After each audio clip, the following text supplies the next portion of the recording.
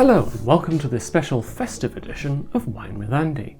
I am Festive Andy, in my vaguely festive jumper, and I'm surrounded by a veritable smorgasbord of wine bottles. I've got 7 bottles in front of me, up from my usual 2, and that's because the aim of this video is to give you some ideas about what you could drink at Christmas. The first category of wine that you might be wanting to come across on Christmas Day would be sparkling wine, I reckon. So what would we have for sparkling wine? Well, you might go for the ultimate traditional luxury sparkling wine, and that would be champagne. Or you might go for maybe the other traditional easygoing sparkling wine, Prosecco. But both of those things have some problems to me. Let me give you Andy's theory of Christmas wine. You want something with enough complexity and interest to be engaging, to be interesting, to be exciting, if you think about it. But you also want something that's not so heavy or so complex or so expensive, frankly, that you want to spend all of your attention on it. So Christmas is not about wine. Christmas is about the occasion and the family and enjoying your Christmas meal. So you want a sort of interesting middle ground of wine. You don't want necessarily the expense or the complexity of champagne, but equally you want a little bit more than the simplicity and sort of easygoingness of Prosecco. And my recommendation here, I think, hits that sweet spot in the middle really nicely. So this is a bottle of sparkling wine by a producer called Jantz from Tasmania. If you do want to spend a bit more and have a proper champagne, I do still have a recommendation for you. I would recommend this chappy. This is a Pol Roger champagne. Pol Roger, an excellent champagne house, one of the most famous and one of, in my opinion, the best. This is their pure, their extra brut champagne. And what that means is that it has no sugar added to it, basically. So most champagne, normal champagne, has sugar added just before they put the cork on and sort of send it off to sell it to you. And that's to balance it out, to make it taste right, basically. But there's this category of champagne that's sometimes called extra brut, like it is here, or brut zero, or brut nature, and that category has no added sugar. So it can sometimes be a bit kind of sour and mouth puckering. But this one from Pol Roger is really good. And what that lack of sugar does is it gives the wine a really nice lightness. It sort of lifts it, and it gives it that kind of slightly more easy drinking quality. So you still get all of the complexity and the luxury of a full-on champagne, but you get some of the easy drinkingness too. So that's a really good option if you want to have a proper champagne. Moving on to the main event, you're going to want probably a white and a red option with your meal. For the white option, I would really strongly suggest looking out for a French Viognier.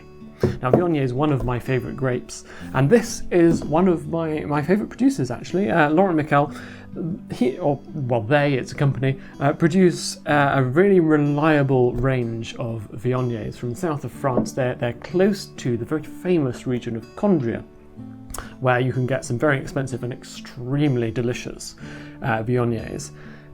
This one, however, the whole company is set up with vineyards elsewhere in the south of France. But so this one is a reasonably sort of entry-level kind of one in their range. I think this is about £10 a bottle. Normally, you may be able to get it on offer. We've got classic Viognier notes in there.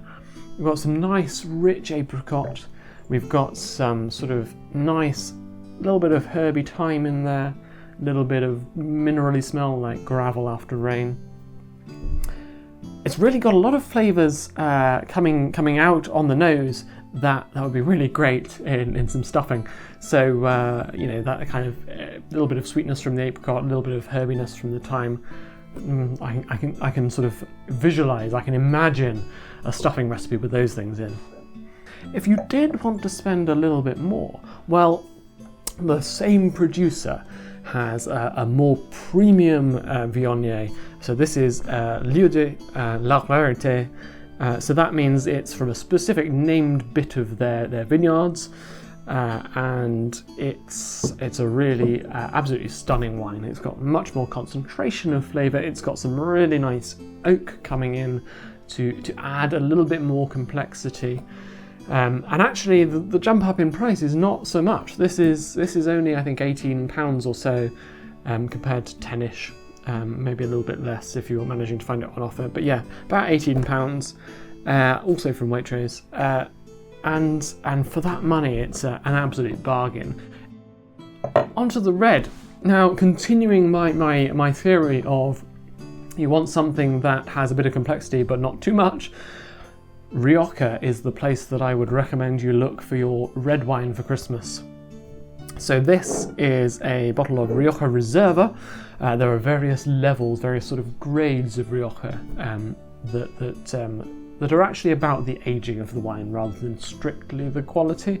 So you have Crianza, which is aged for at least 2 years, you have Reserva, which is aged for at least 3 years, and you have Gran Reserva, which is aged for at least 5 years. And that aging takes place in a mixture of oak, barrels, and in bottle. And this wine in particular, this is by a producer called Bironia. They are one of the producers I would look to for absolute gold standard Rioja. It's going to be totally representative of what you would think of as Rioja at any given sort of classification level.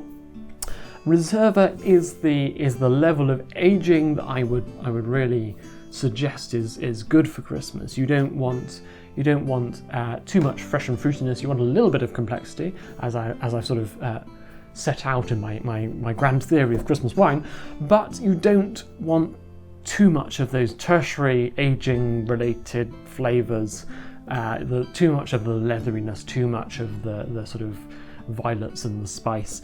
I think this level of Rioja really hits that sweet spot nicely.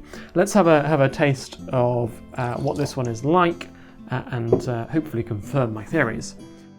On the nose, let's have a sniff and see what it smells like. Oh, almost smells like Christmas as well. We've got some rich red and black fruit, mixture of fruit. It's kind of ripe but not jammy.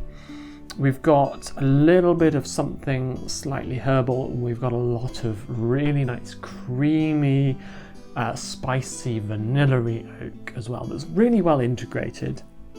And this is just describing the classic Rioja, which is what I'd expect from this producer and this sort of level of wine. It's just spot on, perfect classic Rioja. Oh, smells like. I mean, if the last one was a great idea for stuffing, then this is a great idea for sort of cranberry sauce, or maybe sort of almost getting into some of the savoury gravy notes. But yeah. A really nice match for a lot of those Christmas flavours. So after you've finished your meal, you may want something sweet, and of course the place people often look for that is Portugal, port in fact. So port fortified wine from the Douro Valley in Portugal. And there are many styles of port that you could buy. You can buy vintage port, which is the port from a specific year. You could buy a ruby port, which is the generic labelled port that could be a blend of several years and is generally quite young. You could buy late bottled vintage port, which is kind of an attempt to create the flavours of vintage port but using the ingredients of ruby port, and so it occupies some sort of middle ground. You can also buy tawny port, which is aged in oak barrels for some amount of time, and it sort of turns brown and a little bit more raisiny in flavour. The particular style of port that I would recommend, however, is slightly unappetizingly called crusted port. And this is a style of port that does the same thing as that late bottled vintage. It aims for some of those vintage port flavours, but at a more manageable price point, frankly, and without having to wait so long. So this is port that it can be a blend of different years of port wines to achieve the right flavour, and it, unlike many of the other styles of ruby port or late bottled vintage, it's not heavily filtered. So that crusted word in there, the crusted branding, or the fact that it's called crusted port is about the fact that there will be sediment. There probably will be sediment in the bottle, which when you get to the bottom of it will probably be quite unpleasant, because you'll suddenly have a mouthful of bits, which nobody likes. But up until that point, it's good, because that lack of filtering, that extra stuff in the wine, gives it a little bit more flavour. And I think it's a really good value and overlooked style, because it has that slightly unappetizing name, and it's maybe considered a little bit old-fashioned now. It was the thing that came before late bottled vintage. But I think, yeah, really good value, and you can get some stunning tasting wines. And so this is a Waitrose own brand port, crusted port. Other supermarkets are available, but this is their own brand, and actually own brand is again a good place to look if you're out for value. Let's give it a try and see what it's like. So you've got that. So young vintage port has this beautiful pepperiness that goes along with the rich, raisiny, plummy, whatever, datey fruit, that really sort of lifts it and makes it slightly easier to drink, maybe. And this absolutely has that in spades, as they say. But yeah, a lot of richness. It smells a little bit of.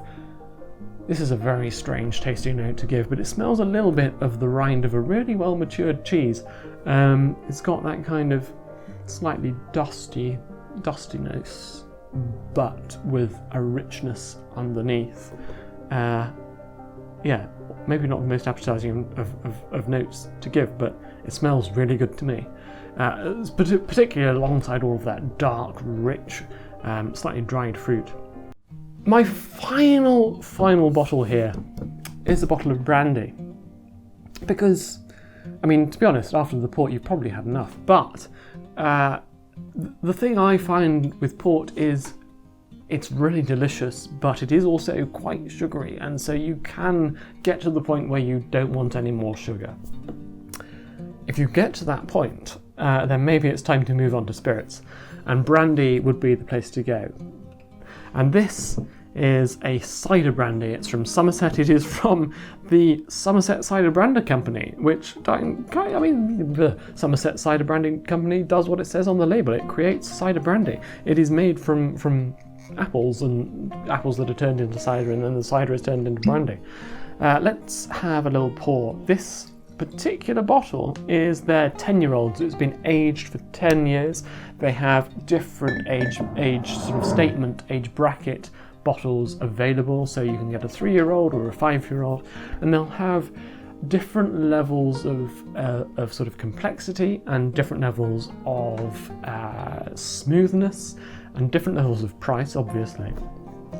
Their 5-year-old is really absolutely stunning, and is a good option if you want to spend a little bit less on a bottle of brandy than this one. I actually don't, off the top of my head, remember how much this one is. I think it's around £45. Which sounds a lot of money, but if you compare it to French brandies, it isn't. So this is their 10-year-old, as I said. Let's have a look at it. It's a really nice golden colour. On the nose, we have we've got nuts, we've got some sort of hazelnut flavours. We've got a little bit of something a bit leathery, but you've got a real core of great sort of dried red apple flavour. So it's sort of it's not fresh, it's not jammy, it's not stewed, it's dried. A strange. I mean, I've ended up with another strange tasting note, but that is exactly what it smells like to me. It's clearly appley, but it's got a lot of that kind of candied fruit nuance or candied fruit gloss to it that a sort of French cognac would have. And that about wraps it up. So, well, I've still got port and brandy, which is a spoilt for choice kind of affair for me. But I'm gonna sip away at my port for a little bit longer now. And so, cheers, and I hope you can find some really good Christmas wines to enjoy, but not to steal the show from the true meaning of Christmas, which is the moral of every Christmas video, of course. Cheers.